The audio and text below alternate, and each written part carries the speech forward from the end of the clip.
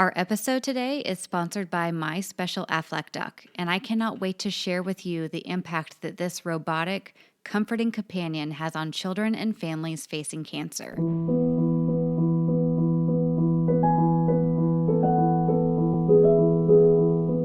Hi, and welcome to the Child Life On Call podcast.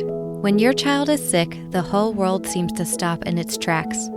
Plans and priorities change, and your number one job becomes figuring out how to get your child well again. For some of us, rest, medications, and relaxation can do the trick. But for others, it takes more. It takes countless doctor appointments, invasive medical testing, therapy, surgeries, the list goes on, and then you still may not have all of the answers or results you were hoping for. This podcast features parents of children that have an illness or medical condition and gives them a place to share their own journeys and experiences. We will talk about the ups and the downs, the highs and the lows, but one thing seems to remain the same. Children are resilient and teach us more about ourselves and the world than we could ever imagine. Thank you so much for lending a listening ear and opening up your heart to these families and this podcast. I'm your host, Katie Taylor. Looking back, I wish from the very beginning that I would have allowed people to be there for us. I would often feel so guilty, like I don't want anyone else to be inconvenienced or, have to do these things. And people want to help and they want so desperately to do something. Hello and welcome to the Child Life On Call podcast. You just heard from Nichole, mom to Chase, and we will get to her interview in just a moment. If you're joining us for the first time, I'm Katie Taylor, a certified child life specialist, and our goal at Child Life On Call is to provide parents of children with an illness or medical condition a safe place to share their stories and connect with one another. Being a parent of a sick child or a child with medical needs can feel incredibly isolating, so we're grateful that you are now a part of this community, either just to listen, to share, or to understand. In a few moments, you'll get to hear me speak with an amazing mom, Nichole. Her son is Chase, and he is a Lego and pizza-loving 6-year-old who has happened to be fighting a rare form of cancer, Langerhans cell histiocytosis, since he was just 4 months old. Joining my conversation with Nichole is also Chase's child life specialist from Lurie Children's Hospital, Sarah Stewart. One of my favorite parts about the My Special Aflac Duck is that we know that play is the natural language of children. It's how they process emotions, no matter how joyful or difficult those feelings may be. It's how they learn. It's how they understand their environment. And before My Special Aflac Duck was in the hands of any patients, the creators spent over 18 months of research and development, making sure that this robotic companion could help kids with cancer get through difficult times. My Special Aflac Duck helps children understand their feelings, match their breathing, and is able to provide constant comfort during procedures and even just being in the hospital. Just like the My Special Aflac Duck provides a companion to children, though, we also understand how important support is for parents, too. Finding someone who understands the highs and lows of your journey can literally lead to so many benefits, and not just for parents or siblings or grandparents, caregivers, whoever loves this child that's going through this illness, those people need support too. So while community is a broad term and it can refer to the town you grew up in and your neighbors down the street, it can also describe a group of people that you may have never even met before. Despite not knowing these people actually and literally, we want you to know that they do exist and they have walked this road before. This is your medical, parent, grandparent, caregiver community. The people in this community, they understand the words you say before you say them, and they actually understand the silent times too, the words that you're not saying. I once heard a mother of a child with pediatric cancer say, "It's nice to not have to talk about the elephant in the room, cancer, because we all have elephants. It's like finding your people." But I would guess that for most people, if you have a child with cancer, finding someone to confide in all of your actual fears and worries and your joys and your sorrows might feel like an enormous task. With what little energy you probably have left in your body at the end of the day, how are you supposed to muster the strength to then go out and make friends? It just doesn't seem like it's a system that's going to work. Meeting for coffee or picking up a phone call to call a stranger are probably just not techniques that are going to work in this situation. But rest assured that there are some other things that you can do that do not require a lot of energy. They don't require a lot on your part to be able to find this community. We can help you find them. Let's start small. I recommend listening to a podcast like this one, Child Life on Call, and there's so many others out there, like Living with Anxiety, and just listening to other parents tell their stories. It's a passive way that doesn't require a lot on your part. You can start, you can stop, you can skip, you can listen to the story again. You can decide what it provides to you and decide to move forward with listening. If it's a time that feels right to listen, do it. If it's a time that you can't take anymore, don't. You get to be in charge of when you listen to this podcast. Another thing you can do is then work your way up into engaging with a social community on Facebook or Instagram. Simply type your child's diagnosis into Google or Facebook or another community group like Instagram. You don't have to join in or ask questions or even read every single comment, but you may be able to see that other people are asking the same questions, having some shared experiences, and may be able to give you some support that otherwise other people can't. With that said, though, I do want to express a little bit of caution. When you join a social or community group, it's really easy for people to get caught up in what everyone else is saying. Some people may want to focus on the worst case scenario or maybe share some medication recommendations that aren't right for you or your child. So when you are in these groups, know that they are a great tool, but it's okay to prioritize a group that has respect, prioritizes rules, and overall is just a group that has a lot of kind people that are there to support you, not there to scare you. I've also talked to other parents who have simply not known where to start in terms of getting with a community group. They've gone onto Instagram and they start looking up hashtags. So hashtagging something that is really specific or maybe a symptom or the hospital that you're in, that's another way to connect with families. And finally, I recommend just asking the staff at the hospital where you're being treated if there's any other patients or parents or caregivers who've expressed a want to get to know other patients.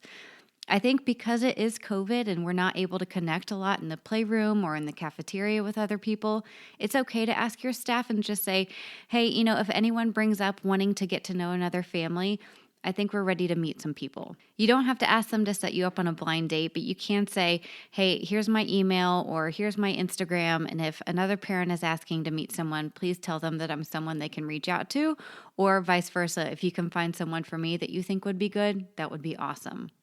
I also want to say that it's okay for people in your medical community to not have to be going through something medical. If your best friend doesn't have a child going through cancer, it doesn't mean that they can't empathize and listen. They're your best friend for a reason. And so chances are they'd be more than willing to listen or talk, and it's okay to set ground rules with them. If you want to look and say, hey, let's go grab some coffee and I cannot talk about cancer, and it organically comes up, they're going to be okay with that. If you're going to say, I absolutely only want to talk about this child, I really want to think about them instead of my other child who is sick, that's okay too. You set up the ground rules for what's working for you, and you don't have to feel bad about it. You can allow yourself to have conversations that don't revolve around cancer treatments or appointments and verbalize that to a friend that this is what you need. I bet they're going to be willing to talk alongside you. Truly, as humans, we are not meant to endure the hard parts of life alone. We can look to the community for celebrations like weddings and baby showers, so it's also okay for us to look for community in the hard times. So without taking any more of our time, I really want to get to our conversation with Sarah and with Nichole so you can get that community that you're looking for and you can hear it in the words that they are saying. I'm so glad they're here today, and I'm glad that you are too. So my name is Nichole, and our family lives in Zion, which is just on the border of Illinois and Wisconsin. So we're about halfway in between Chicago and Milwaukee. I'm a second grade teacher. This is my 20th year teaching, and I've been married to Ben for 12 years, and we have two kids, Brooklyn, who is 10, and then Chase, who will be 7 actually this year on Thanksgiving. A Thanksgiving baby. Mm-hmm. It happens every couple of years where his birthday's on Thanksgiving, and it's like the coolest thing for him. That's so fun. My brother is the same way, and so he either loves it. He's like, I get pie and cake. Like, it's a good day. That is so funny. My dad is the same way. We all have Oh my someone whose gosh. birthday falls on Thanksgiving often. What are the How chances? That's so fun. funny. And the other voice you just heard is Sarah. And why don't you introduce yourself? Yes, my name is Sarah, and I am a certified child life specialist in Chicago, Illinois at Ann and Robert H. Lurie Children's Hospital. I have lived in Chicago for 6 years now, and I went to graduate school at Erickson Institute, which is a small graduate program downtown Chicago. And prior to that, I grew up in Iowa, and I went to undergrad in Iowa City, so I didn't go far from home.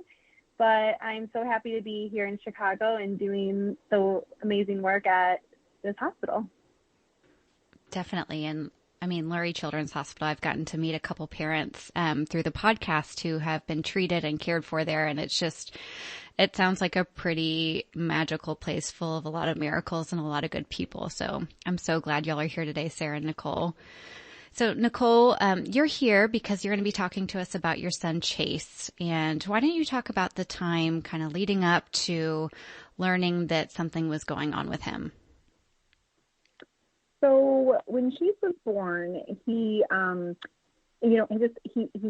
a lot. There were just some things that we just really couldn't figure out. Within days, we had noticed what looked like a severe rash. And, having already had one daughter, I had some ideas of, miracle creams and things we should use and the famous butt paste and all of these things. And so within those first 4 months, we visited the pediatrician and we tried all of these cream suggestions. I went on a million blogs, and it just nothing was working. It seemed like a puzzle. And so finally, after 4 months of just dead ends and him being so uncomfortable and sad and just so many different medical issues, they basically said, it's funny you said magical place, because our pediatrician said, I'm sending you off to Oz where they have the answers. And I was like, what are you talking about? And she was referring to, Ann and Robert H. Lurie Children's Hospital. And so the funny thing was, I truly thought in all of my, Google research of myself that we would be there a couple hours. They would tell us, that Chase would have like eczema, psoriasis, something of a skin nature, so our appointment would be kind of quick. I only packed a few diapers in my bag. He was only 4 months old.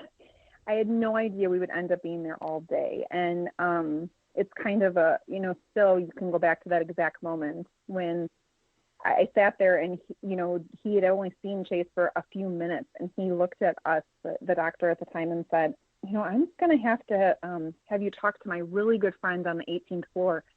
And at that time, I had no idea what number 18 meant, but then he proceeded to say, she's an oncologist. And I remember sitting there in that moment, and he kept talking, and I remember not even hearing what he was saying, because oncology, all I could think of is that's cancer, right? No, we're here, we're in the dermatologist office. Like, there's something just wrong with his skin. Like, what's going on? And it was not what I or my husband was expecting at all. We didn't even have enough diapers to make it through all these appointments that day because we really just did not know. What we thought would be something on his skin actually turned out to be LCH, which happens when there's too many white blood cells that accumulate, and those eventually cause like a disruption to the tissue, which make lesions. So all of the stuff on his skin wasn't a rash. It was actually all of these white cells manifesting in very painful sores and things all over his body.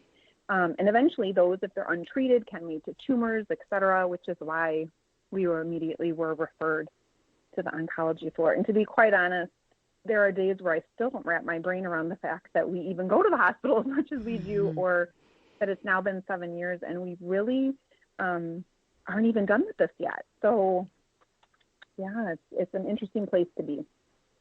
Yeah, I think that's incredibly common. It's too big to really wrap your brain around. And so I've heard a lot of parents say very similar things to that before. Well, that is quite a journey. And now he's 7 years old and you guys are still in and out of the hospital. Is that correct? We are, and he is still in treatment. He's on a new chemotherapy protocol. And the unfortunate part is actually just last week we we had been going in the right direction. We're finding out that, the chemotherapy was working, and actually just last week we got the newest results that it wasn't what we had hoped for. So we're kind of back spinning our wheels, wondering what will happen next. Oh, I'm so sorry. I know that's devastating. I know through your journey, you had a chance to meet Sarah, who is a child life specialist. And Sarah, I was wondering if you could talk to us about meeting a family like Nichole and Chase and how you help people and help parents and caregivers navigate these feelings that come with a new diagnosis. Yeah, absolutely. So I remember the first time I even heard of Chase and Nichole was from the child life specialist who supported Chase during one of his, I think it was an MRI or maybe an X-ray. Unfortunately, Chase had a terrible experience in that area previously, and so coming back, he was experiencing some trauma, going back to have that same procedure done, and the child life specialist down there did amazing work talking with Nichole beforehand on what Chase likes and how they could make it more comfortable for him, how they could make it more safe, child-friendly, and helping give him control so he felt like he was a part of this rather than he was coming here and we were doing these things to him and he had no say or no part of it. So fortunately, that experience went really well for him that time. And then she provided some handoff to myself and my colleague who worked in hematology oncology. And I remember meeting Chase for the first time in one of our 18th floor clinic rooms. He had his pickle Band-Aids with him. He, Nichole is amazing in helping find the fun things to bridge what Chase likes and is what Chase is comfortable with at home and outside of the hospital to the hospital.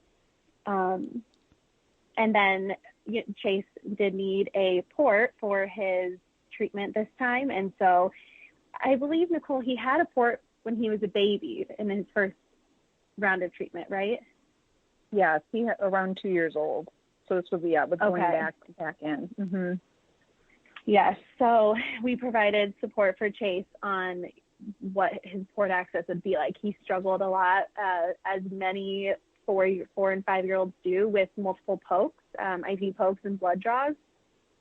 And port is very different than a blood draw and an IV, but it still does involve a needle. And so doing a lot of education, sensory information on what the experience will feel like, giving them choices and control on the steps and who they want in the room, do they want to sit on one of their caregivers' laps, giving them as much control as possible, because the one thing they have no control over is that the port has to be accessed at the end of the day.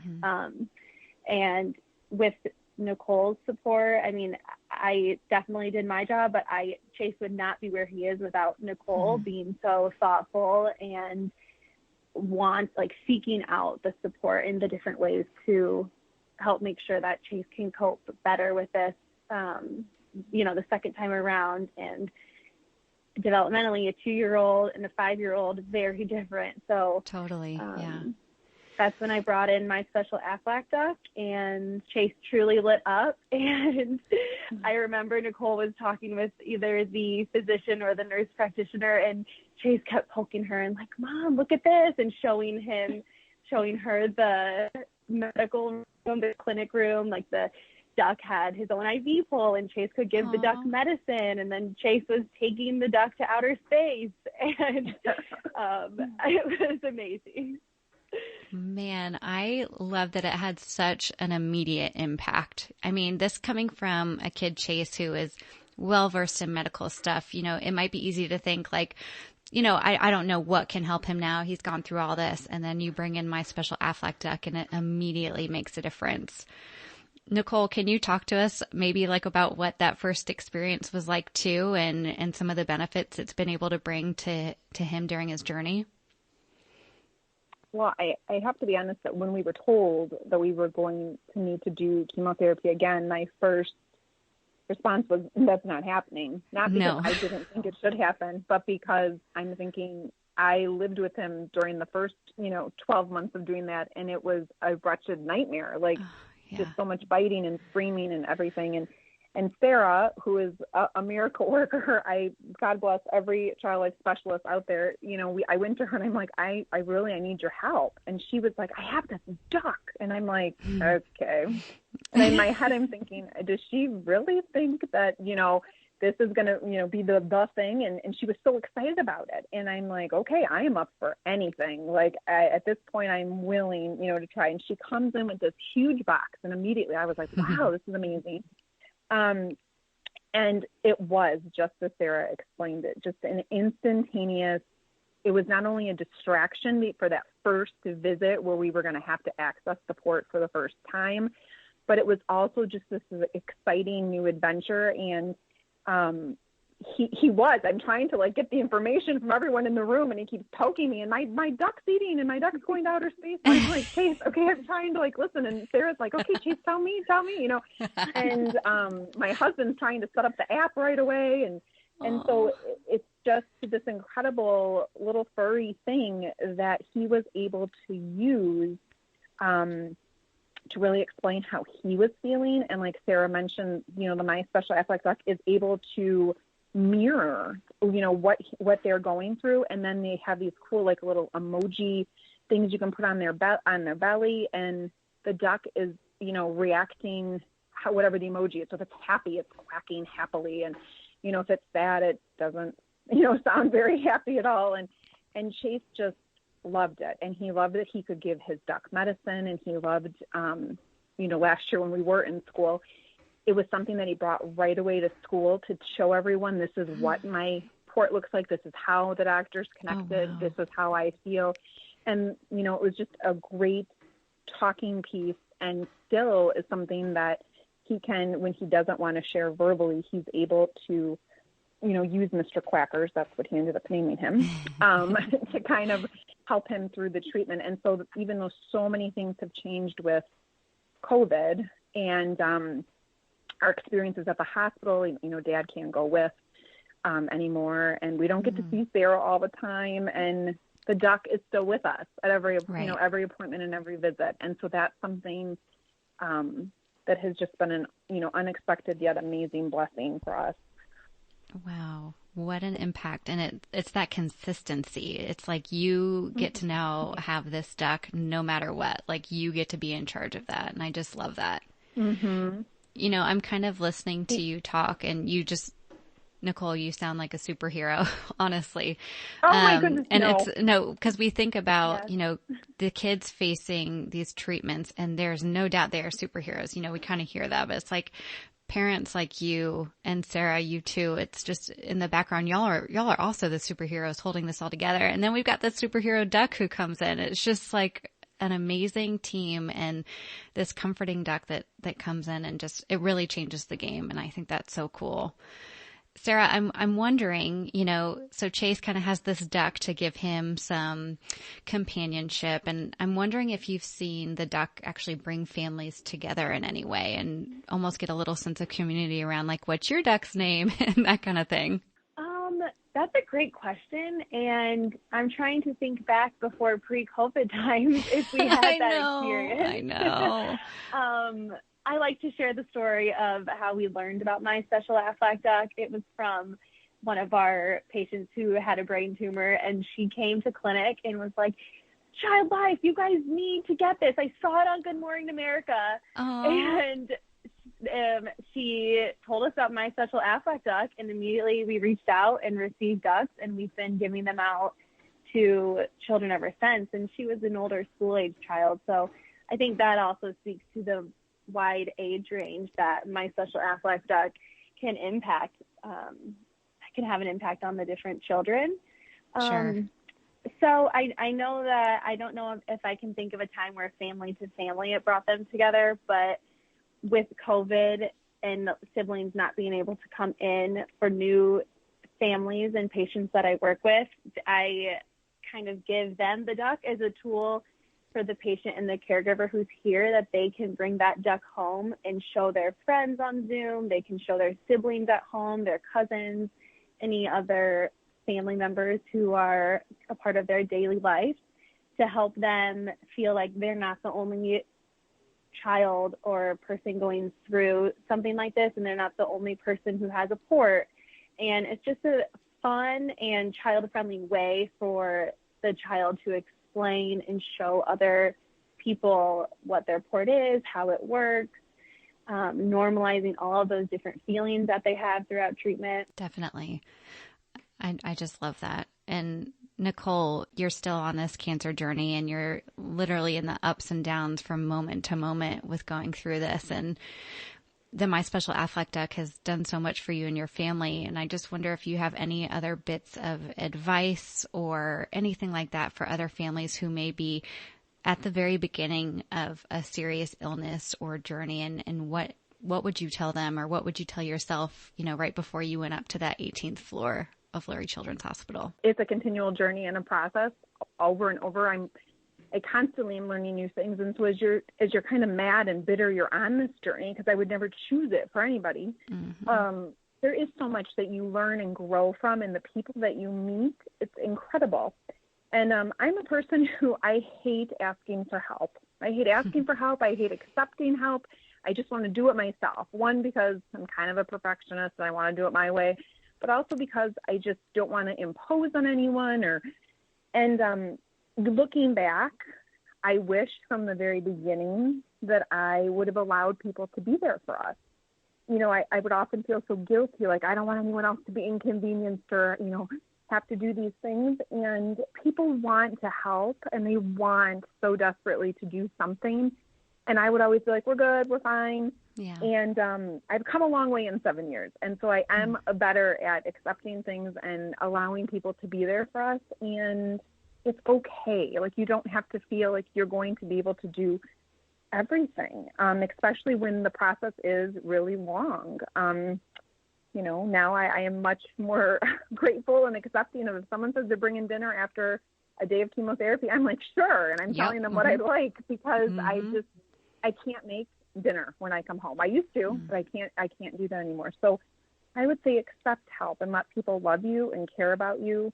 And don't feel like you have to stay isolated and alone. And then the other thing is, I think it's so hard in life in general. We compare everything. Social media is our worst enemy at times, where we're always comparing. And I have met so many friends on the 18th floor, and there have been days where I do in my head or in my heart compare journeys of, I feel like I can't celebrate a good news day for Chase because I know my friend is not having a good news day. Or I feel like, oh man, I'm kind of, it's sad that we're not having a good news, month this month or whatever. But I would say, we can't compare each other's journeys because they're all so different, and they would want us to celebrate. So I think you got to celebrate the good stuff, be sad about the bad stuff, and just keep going. I love that advice. And, when you started out talking, you were like, it's okay to be mad and bitter. And I think that's really important to point out, because there's space for those feelings. They're going to come. And so pushing them away is hard, but finding that community, finding those people that you can vent to and talk to and will celebrate your wins and grieve with you and your losses. I mean, it's just worth everything in the world to have that community. And that's really what this whole podcast is about. So I'm so glad that you mentioned that. So Sarah, if you could mention any other community resources that people could find online, in addition to My Special Aflac Duck, which has just done so much for so many families, what other resources do you like to share? Oh, yes, absolutely. A few resources that I've recently started using a lot are, it is a workbook journal that has 5 different crayons in the front, and I believe it was made by the American Cancer Society, and it's called Because Someone I Love Has Cancer. And why I love it so much is it's very vague in the sense that it doesn't focus on a specific cancer diagnosis, and it really it's multiple pages of different therapeutic ways to express how they're feeling, how they're coping with this.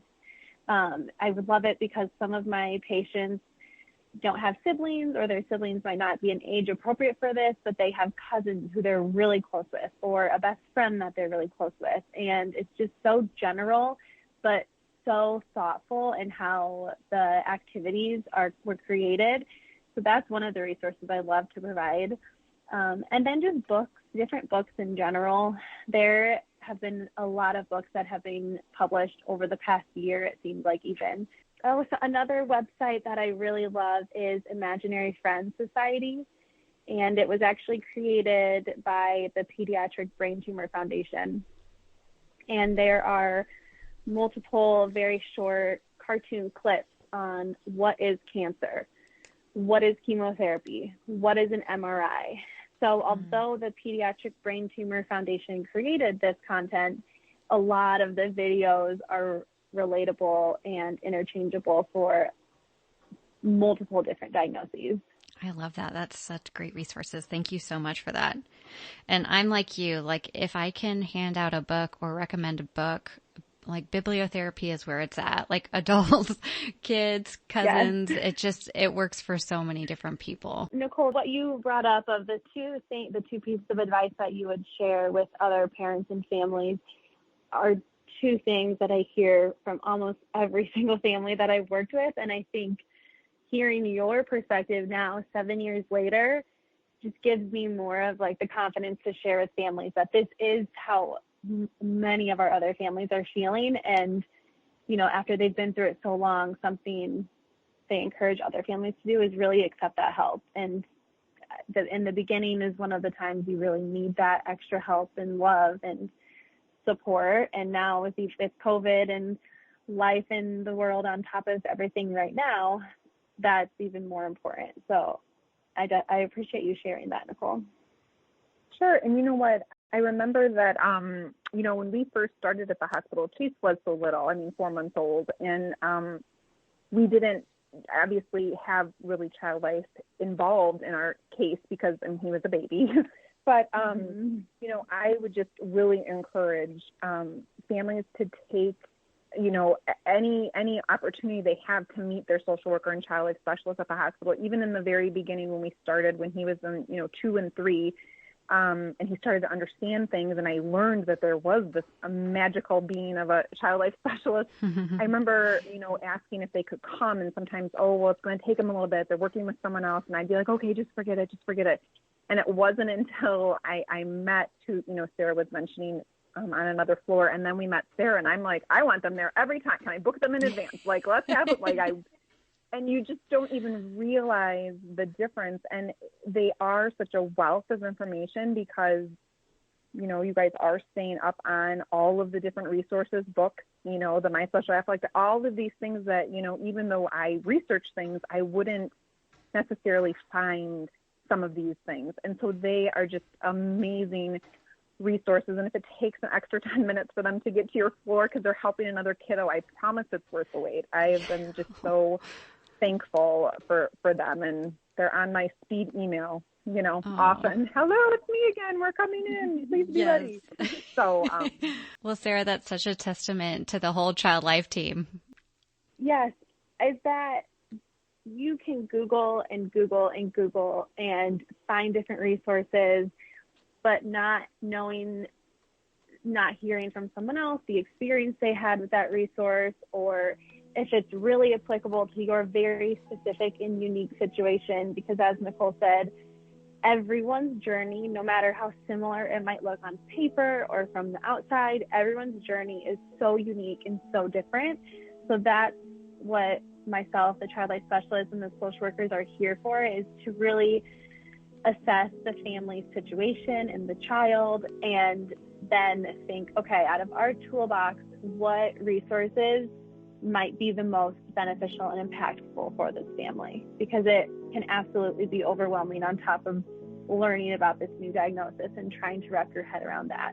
Totally. I love that. It's like, let the child life specialist and the care team do the researching and the Googling and all that. You have enough going on. Let us assess and then cater exactly what's meant for you. And I think that's really helpful information too. Thank you so much to Sarah and Nichole for sharing your personal and professional experience. And thank you so much to Aflac for this really special episode.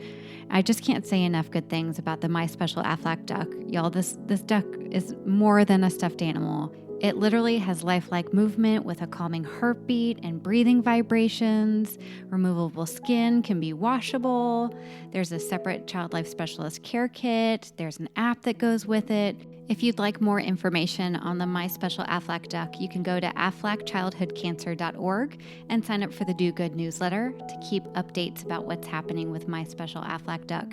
And always, I'm just so glad that you're here. Please rate and review the Child Life On Call podcast. It makes it easier for other parents, professionals, caregivers, siblings, cousins, grandparents to be able to find the Child Life On Call podcast, especially this episode that talks a lot about the importance of community and not staying isolated. So thank you so much again to Aflac for this wonderful episode, and I hope you all have a great holiday season, and I will see you back here again soon.